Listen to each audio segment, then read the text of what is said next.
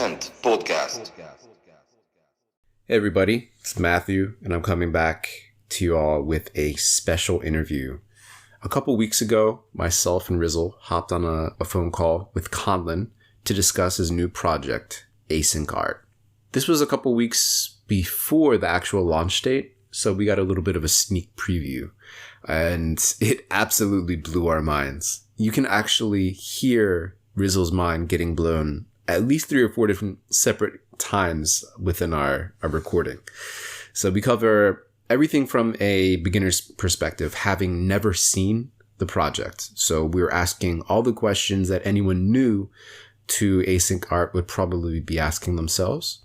So this is a really great primer for anyone trying to understand just how revolutionary Async.Art is, as well as like what the hell it actually does and how it works. So without further ado, please enjoy our chat with Conlan, founder of Async.Art.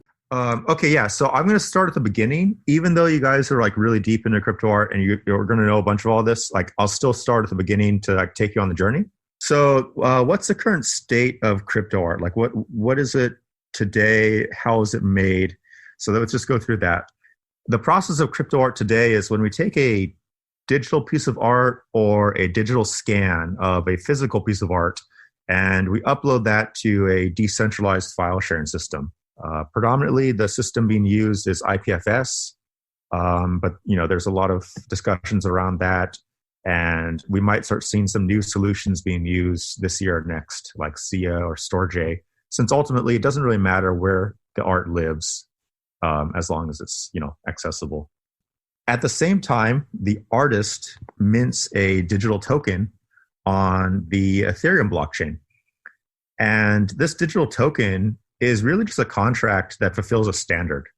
The most common standard for crypto art today is ERC 721. And ERC 721 basically just says, if you want to fulfill this standard, you have to have the notion of an owner, you have to be able to transfer yourself, and optionally, you have to have an identifier that basically says like what you look like, what your name is, what your image is, etc. Typically, we have that identifier point just back to the image or a file that was uploaded to the decentralized file sharing system, like a JSON file or something. And so once you do that, you have this nice contained ERC 721 token. And because it's compliant with the standard, it's immediately interoperable with other sites that work with ERC 721. So like OpenSea. So you immediately can start, selling, buying, trading your crypto art token.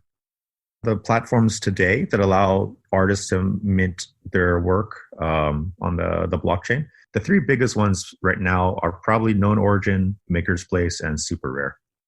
Yeah, so that's kind of the current state of how the process is.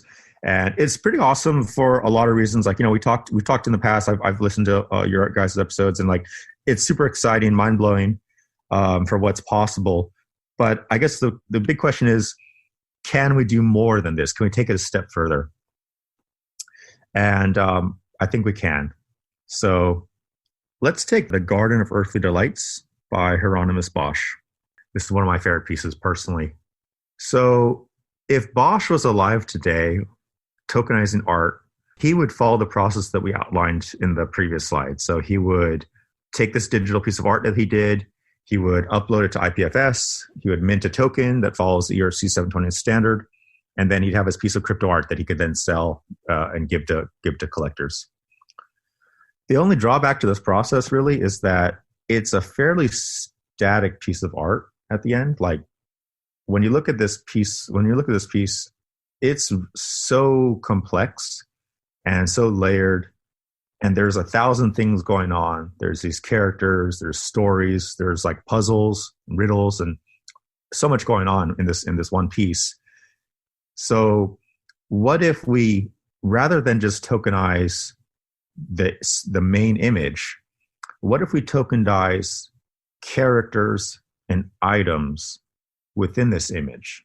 And what if by tokenizing, let's say, this rabbit, what if the owner of that token was then granted agency over the rabbit? So this token now allows you to control potentially the rabbit's expression, potentially the rabbit's position or rotation within the image, or maybe even new possibilities from which the artist is granted the owner to do. So now it goes back to the original piece of art, and it goes from a fairly static piece of art to potentially something living and breathing with maybe thousands of different collectors all controlling various parts of this painting. Okay, I'll pause right there. Yes. Yes. Yes. Yes to all the things. So what happens to the concept of a full piece? So here we have Hieronymus Bosch's like triptych, right? 3 distinct pieces. In what you just presented, individuals could purchase the images contained therein, like the bunny or the person sitting on the mound right there, and they can, based on what the artist determines is like a reasonable scope of like changes that the buyer can make, like those images can change in real time, right? But what happens to the overall concept of like the panel on the left, the center panel, and the right panel? So yeah, I guess it's 3 panels in this example, but let's just say it's like one big image. There's what we're calling a master token.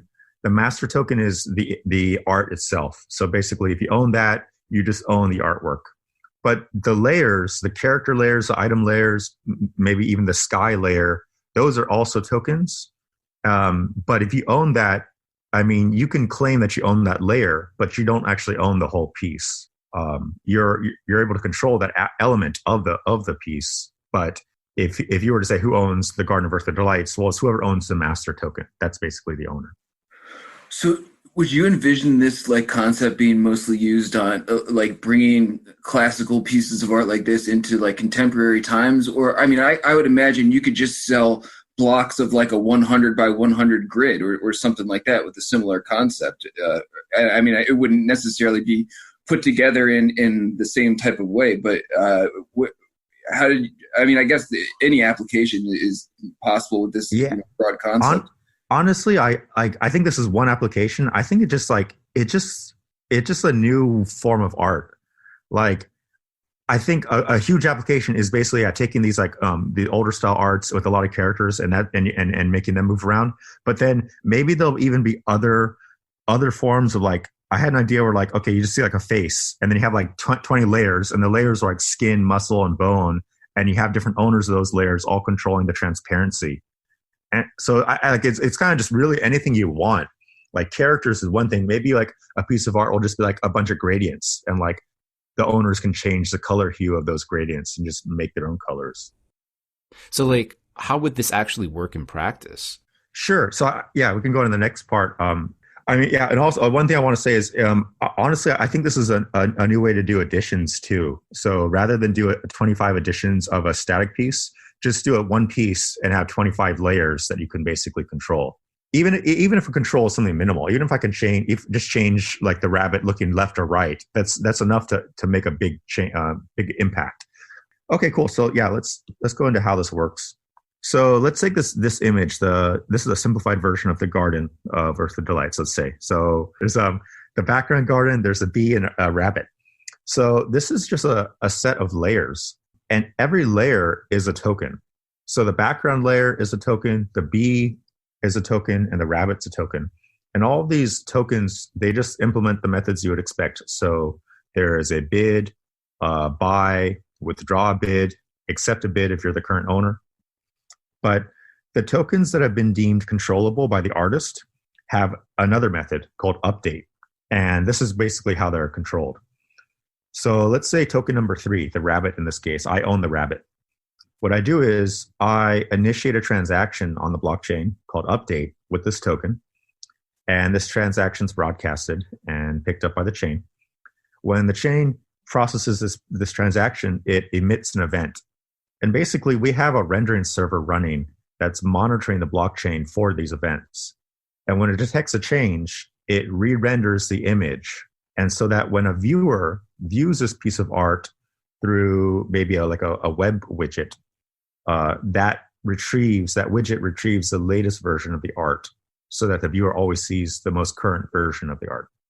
Or mobile apps. So there'll be, iPad app, tablet, Android app, iPhone app. that allow you to view this art and show it, and they'll always retrieve the latest version. But one thing I can point out is that the code for rendering this art is going to be completely free and open source, so that anyone can build their own renderer just by taking the code and deploying it themselves. So let's say you're the artist, you could run your own renderer. If you're a collector, you could run a renderer if you want, or even like another art platform. If they wanted to show this artwork on their platform and they want to make sure that they always had the latest copy, they could run the renderer. Ultimately, the goal for the company will be to build a set of products that can interact with and render the artwork on their own local systems, so that even if the company goes away in 20 years, you can still view and use this artwork. The renderer part is kind of like where I'm lost right now. So like what is it that you're creating, and what is it that like a collector or artist could buy to create the work and those layered works that you had shown before? Okay, yeah. So sorry. So the company is the platform. So it's a platform for the artists to come on and mint artwork. Okay.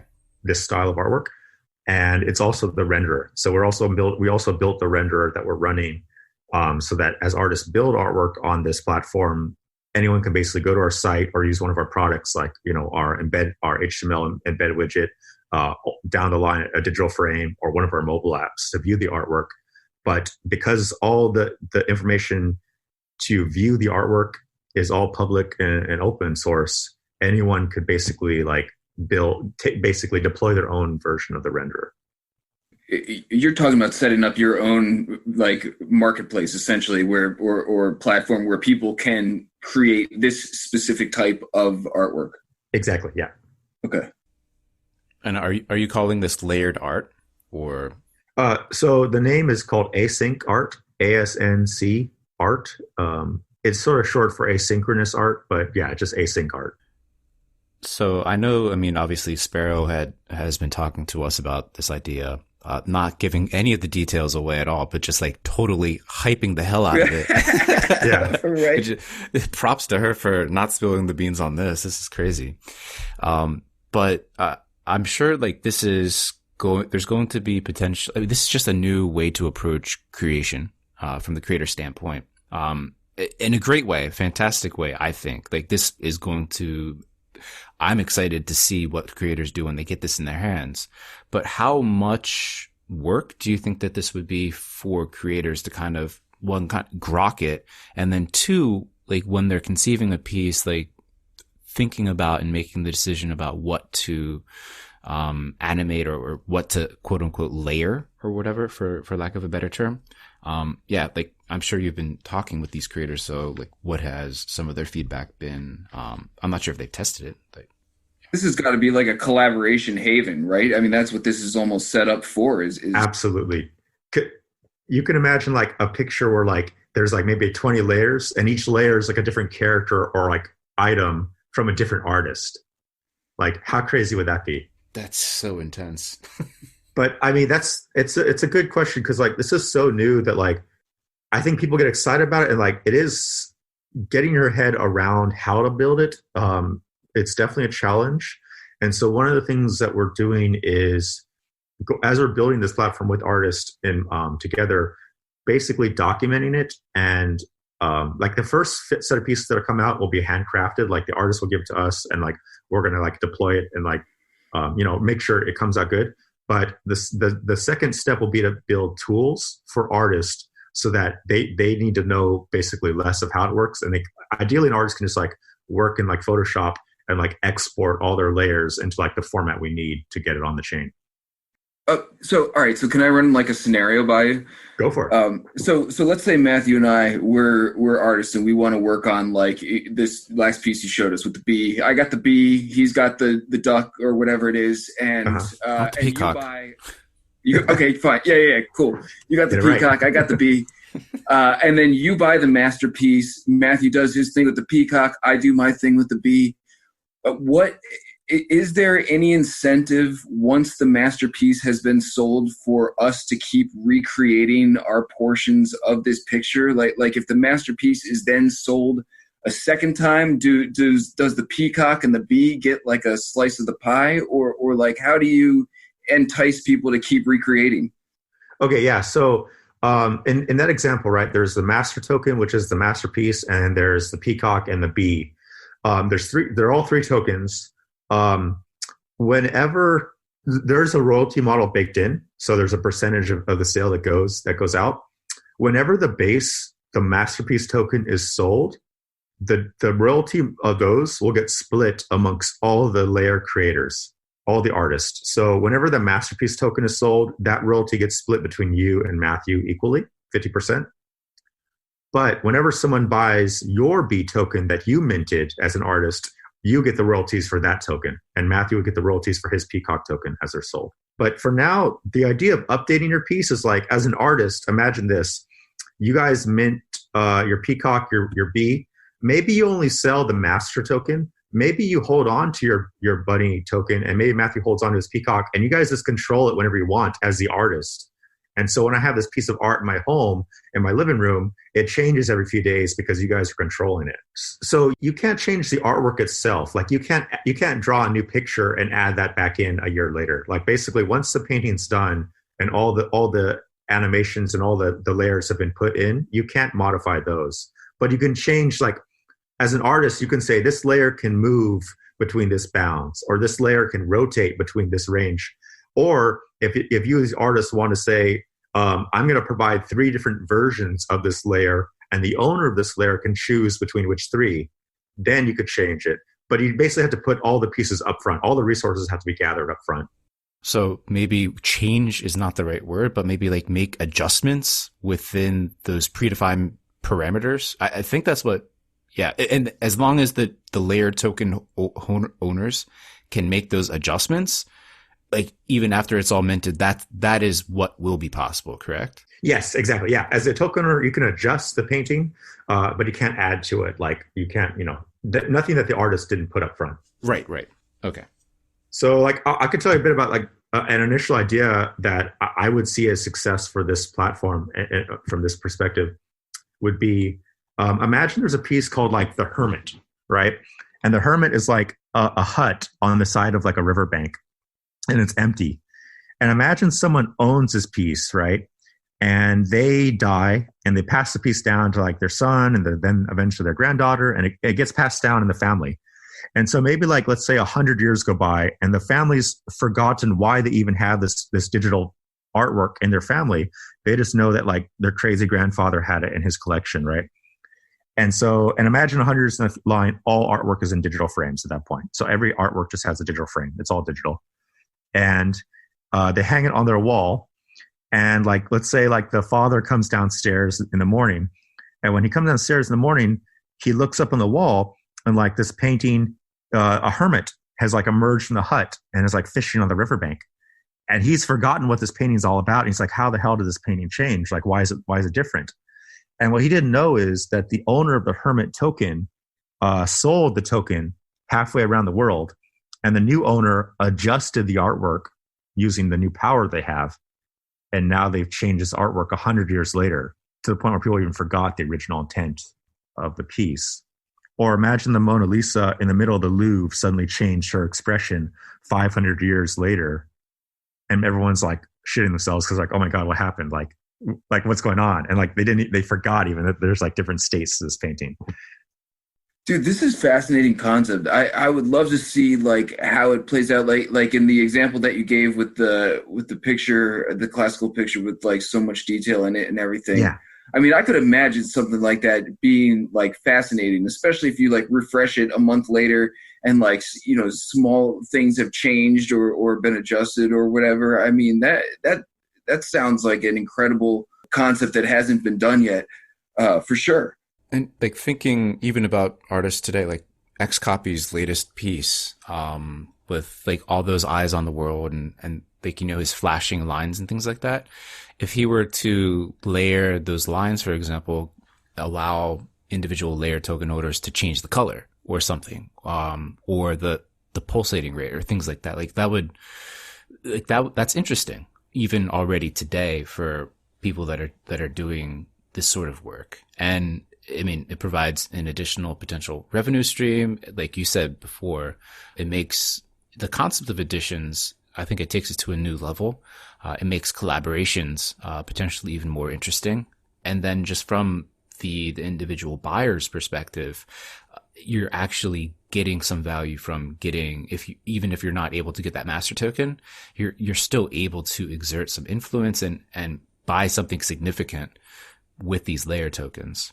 And honestly, I'm super excited to see what the market thinks is more valuable. Like, we think that having the master token would be the most valuable because you basically own the piece.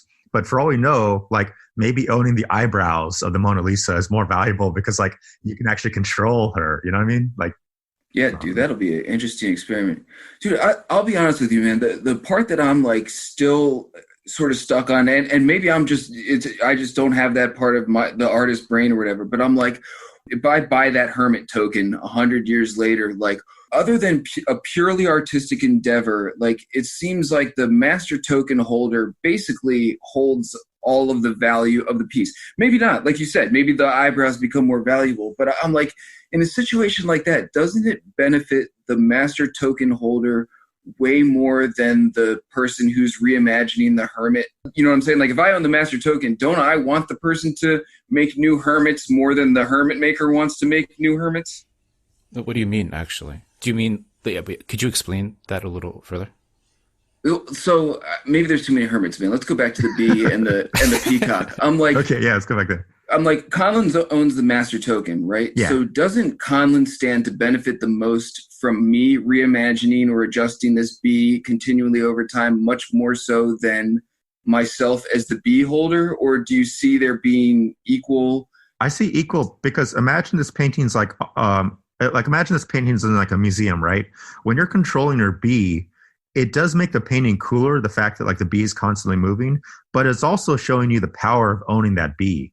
Like, okay. Because some people, when they see the bee move, they're like, oh, I want the bee layer because like I can actually control, like I get to say what the painting looks like now. Got it, man. That makes sense to me. And then taking it a step further, it almost becomes like an interesting coordination game. Like, if, like, for example, Rizal has that bee and then he just changes the orientation of that bee such that like the image just pops. Like, somehow it looks better and it catches someone's eye, and then they want to scoop that master token for like 10x, 100x. Like, everyone benefits from that. And I'm sure, like, thanks to the communication channels these days, like, people would know why people are buying it potentially. And then it would just incentivize, I mean, since the royalties could flow down to the layer token holders too. Like, that's freaking interesting. Yeah. So like maybe Rizal puts the bee like landing perfectly on like a deer's nose. And somehow that composition like makes people cry when they see it because it's so beautiful. Like, yeah, like who knows, right? Like maybe. Yeah, man, you never know. I got skills like that. Yeah, exactly. And here's one cool thing to think about. There might be even periods of time where a painting is more active than others. So maybe this Garden of Earthly Delights, like from 2020 to 2032, we like all the owners were collaborating, we're talking, we're making some really cool stuff. But then like the next 10 years, maybe like nothing happened because like we just got bored and like we went away. So like there'll be a golden age for a certain painting. So rather than study a painting by itself, you'll have an art class that's like, no, we're going to study the 10 years of this painting because that was a really interesting time for this painting. Yeah, that's, I mean, the future implications of this are just kind of mind blowing. Let me add one more cool idea to this. I think this part kind of blows my mind when I think about it. Okay, cool. So you guys are pretty much up to date with the platform and the idea, right? Yeah. All the transactions that you've seen right here, like, yeah, this is like the first wave. Some of the people were this is not comprehensive, but some of the artists we have on board. I'm going to go through this. Animated GIFs. Basically, an animated GIF is still possible to do with this because an animated GIF is just like a bunch of frames put together. So basically, you could regenerate the frames and just put them next to each other. I won't go into it, but it's basically doable to have an animated GIF animate. But here's a really cool one. Right, ready? So this is not the feature that it will be called, but collector control widgets. If this, then that. So everything we talked about now is a human initiating the update transaction on the blockchain, right? But because this is blockchain, there's nothing to say that you can't have a server initiate these transactions on behalf of you. So imagine imagine you grant permission for us to control your artwork for you. You could then say, well, if the weather changes in my local zip code, I want you to change the value of this token so that Wow. the rabbit is crying. Wow. That's Or interesting. if the stock market goes up by more than 10%, Oh, shit. then have the rabbit dance on the table. And lastly, location-based services. So because we'll have a mobile app, you could have geofences and say, when I have the mobile app on my phone and I enter the geofence of London, I want the rabbit to go in his home. Or when I go into Asia, I want the rabbit to like, jump up and do something different. Damn. So this is this is like an additional, almost like an Easter egg that the original creator can bake into this, or is this something that the layer token holders would need to agree on, or is this something the master token holder would need to agree on? It's really simple. It's the contract, just like ERC 721. You can approve another address to spend that and trade that token for you. We have a similar notion where anyone can grant permission for another address to call update for them. So if you were to grant my address permission, I can't sell the token for on behalf of you, but I can control your tokens for you. So then you could basically have a UI that says, if weather goes to rainy in my zip code, set the value of this token that I own to 4. And 4 is the happy state for the rabbit. 3 might be the sad state for the rabbit. So you could basically program with very simple controls what you want the painting to update based on the inputs that are available to you. Yeah. Okay. Dude, I honestly feel like this is almost just as big as what you were saying before. And again, man, maybe I just don't have the artist side of the brain. But if I have the B token, I just want to automate that shit and just like have different things happen, that it stings Matthew's peacock every now and again. When the sun goes down, the peacock gets stung. But in all seriousness, I mean, to me, like, that's how you can ensure like the master token or whatever is constantly living and breathing. I mean, you could just set your thing up for automation like indefinitely, I assume, with like all sorts of parameters. That's fascinating to me. The fact that I could own a master token that I have that's automated in multiple different ways from multiple people, or they can change it like personally if they feel like it. This is really getting interesting, man. Yeah, so imagine the artist. Imagine you, the artist. You paint a painting. Maybe you sell like 5 of the tokens, but one of the tokens is B. You never sell, and you hook it up to your own server, and the server just calls these update transactions for you, and you're having the B fly around. So basically, the collectors, as they look at this art, it's always changing because you've reserved that B token for yourself. Wow. And you could literally plug it into anything. So like your server could be running, and your server could be monitoring like the sea level, like the average sea level of the ocean, and that's like out input. So maybe the Mona Lisa is like being flooded over each year, like as sea level rises or something. And there's like an ocean layer in the back that goes up. Yeah. You literally could have it tied to anything you want. This is you blew my mind a couple times. Yeah, man. Mind is blown successfully. Awesome. Well, that's all I ask.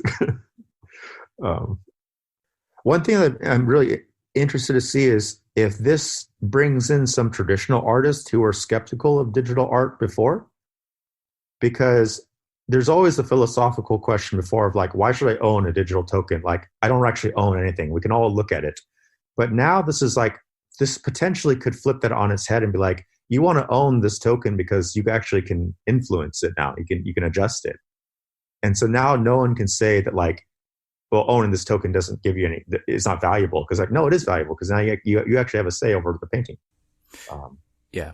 I feel like that is one of the biggest, I don't know if you want to call that a critique, but when people are skeptical over the concept of crypto art, of digital ownership and stuff like that, tokenized ownership, that is what they do call out more often than any other kind of skepticism.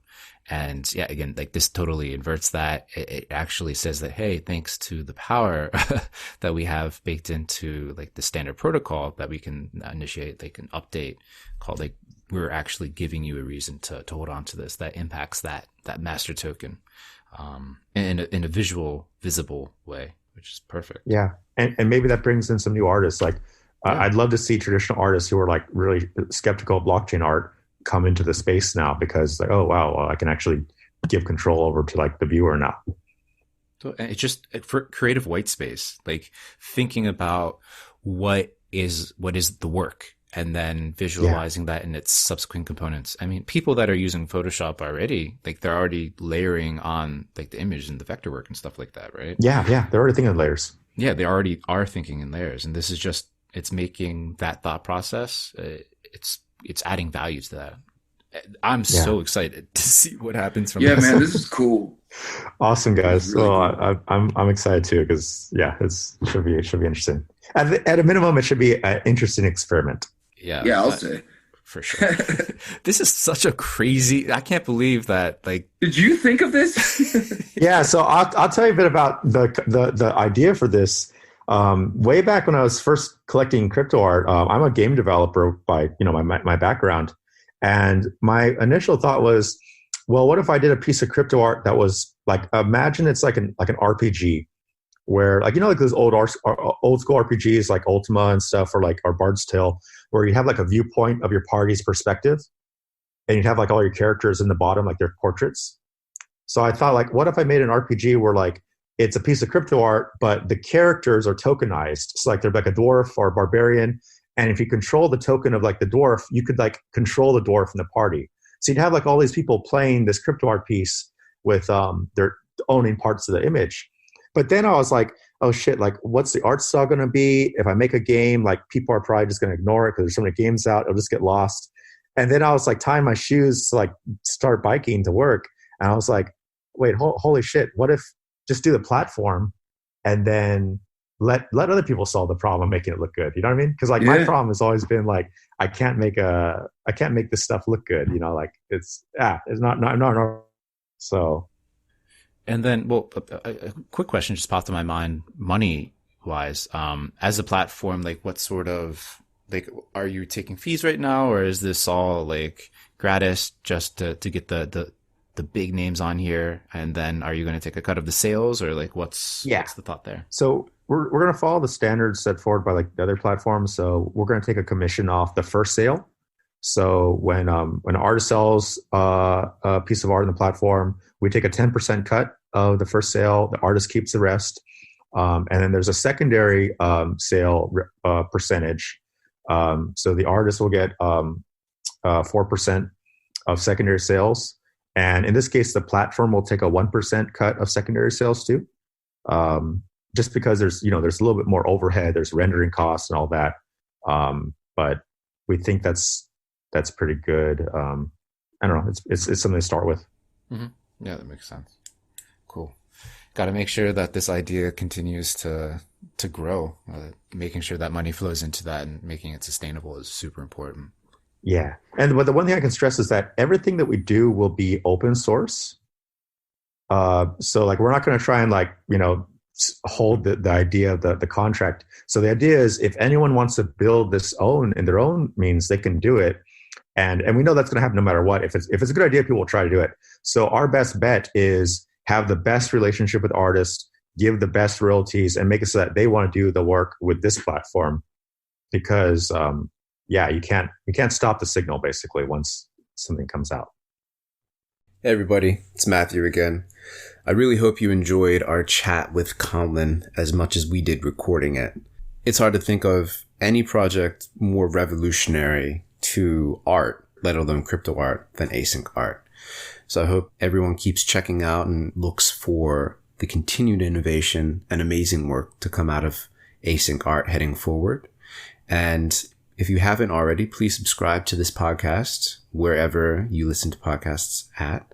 Recommend it to a friend that you think will enjoy content like this. And we'll see you next week. Please enjoy your weekend. Stay safe. Keep those masks on and sent on.